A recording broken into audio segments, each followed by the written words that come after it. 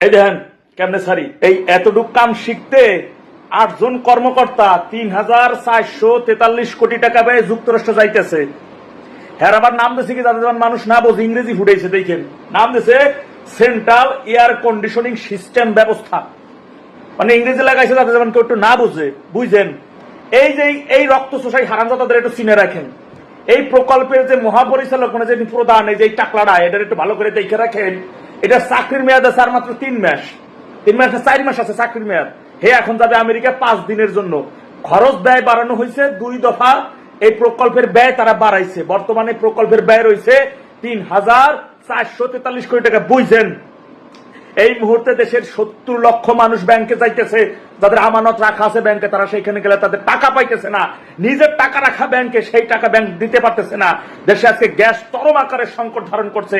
জনজীবন একেবারে অতিষ্ঠ হয়ে গেছে। নিত্য প্রয়োজনীয় দ্রব্য মূল্যের ঊর্ধ্বগতি মূল্য। এর মধ্যে এই রক্তচোষা আমলাদের বিরুদ্ধে এদের শুধু চাকরি শুধু করলেই হবে না, এদের অনতি বিলম্বে গ্রেপ্তার করতে পারে। রক্তচোষা এই রক্ত পিপাসুরা চাকরি জীবনে থাকাকালীন না জানি কত জঘন্যতম এরা দুর্নীতি করছে। একবার মন্ত্রণালয় ছেড়ে করে ফেলেছে এই টাকা বাচ্চা এই রক্তচোষা গুলা।